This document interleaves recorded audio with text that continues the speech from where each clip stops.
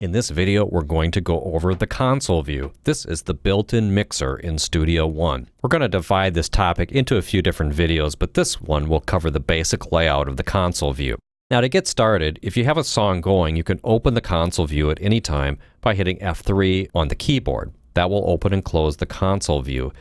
In addition, you can click down here where it says Mix. Now, from here, we can also detach the console view. We could close it right here, and I'll open it again, or we can detach it like this into a floating mixer.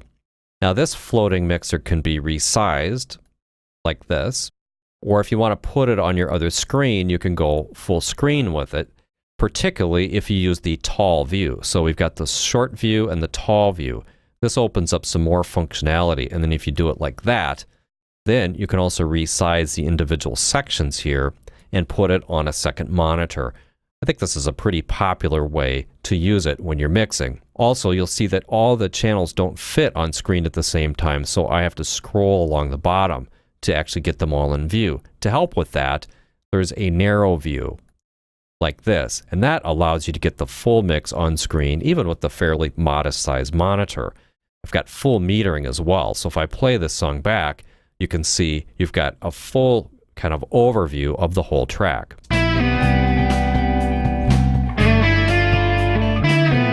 Now, we're going to take a look stepping back here to the normal view. You can see that there's sections for inserts, for effects here, and sends as well for send effects. We'll have videos on those as well. Basically, you put your effects or drag your effects in here to put them directly on the channel. You can use these sends to send out to master effects. We'll cover both of these scenarios later on. Now going down here, we can also look at the input channels. So this shows the actual audio inputs. If I'm recording, then I can actually see my signals coming directly in. In addition to that, as you're recording, you could put inserts directly on the channels. Then anything that you record through those effects will actually get printed to the track as you record. Great feature of Studio One. We turn that off. Likewise, we can see the outputs if we turn this on here. I don't have any set up right now, but if we had additional hardware outputs configured, then we could see them there. Now, if I click here, we see the trash bin. This is currently empty, but if we have virtual instruments in our project and we take them offline, they'll temporarily go into the trash bin to make it easy to retrieve them and put them back in your project if you want. Now, we also have external. This is a list of all the external hardware we've got hooked up, like a fader port, a LPK25. This is a little keyboard. This is a little drum pad type controller. And then we also have the QWERTY keyboard that we set up in a different video. So all of your external MIDI devices will appear right here. You can even add additional ones by clicking this, and it'll take you as a shortcut right into the Add Device dialog. So Instrument will show any loaded instrument. So we have Mojito, which is a included virtual instrument loaded. We can remove that right here.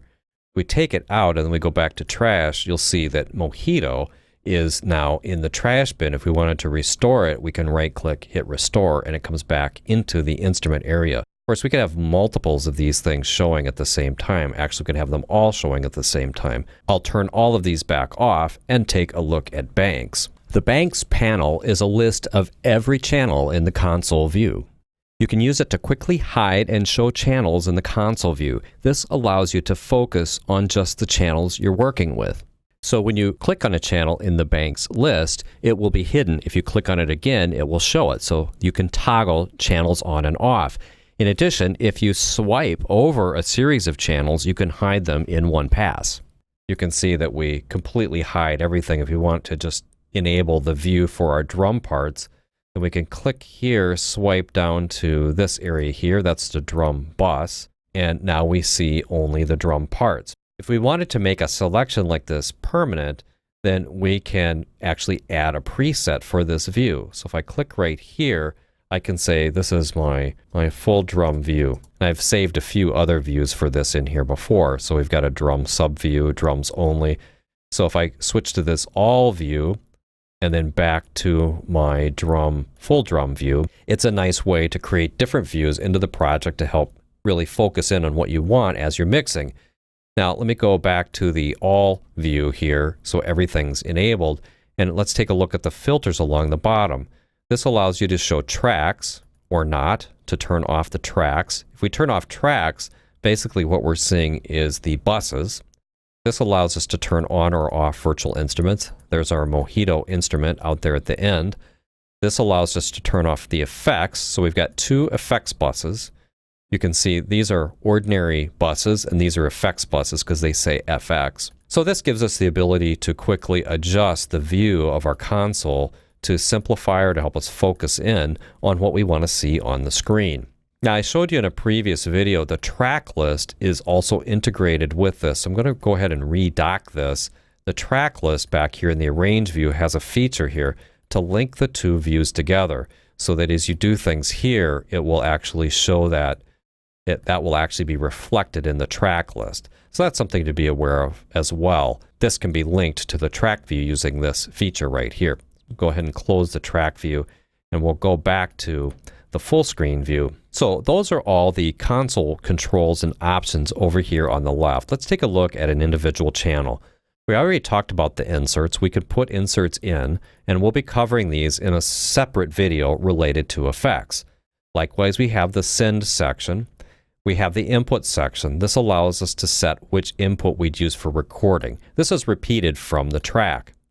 This allows us to send the destination. We can send either to the master out, or we can send to individual buses or effects from this point here. There's also some functionality related to sending to sidechains from these as well.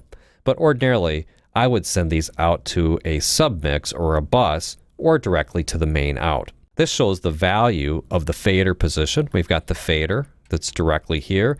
This is the pan controls, so we can pan left or right. If we want to recenter it, we can just hold down Command and click on it and it will recenter. If you're on a PC, you hold down Control and click and it'll be recentered. These controls will look really familiar from the track. We have mute solo. This is the input monitoring and the record enable controls.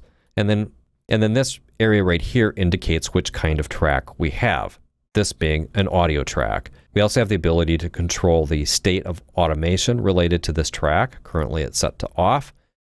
And then right here, if we single click on it, we can set the track color. If we double click on it, we can set the track name. If we want to temporarily group faders, we can click on one track, hold down Shift, go out to where we want to tie them together. I'll go out here to the hi-hat, click there, and now all these will move proportionally, almost like they're in a group, but it's just really a multiple selection. If we wanted to extend that further and make them into a group, we can either right-click and choose Group Selected Tracks or use Command G if we're on a Mac or Control G if we're on a PC. So now that they're grouped, anytime that I select them, they'll automatically all be selected and they'll always all work together. Once they're grouped, if I want to operate one independently of the other, then I can hold down Option if I'm on a Mac or Alt on a PC, and then I can override the group temporarily to make an adjustment relative to the others inside the group.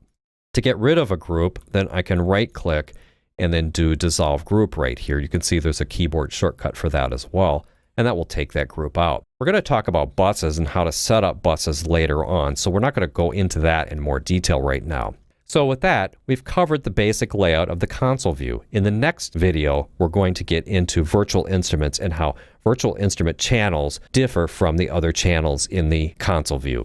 Thanks for watching, and I'll see you in the next video.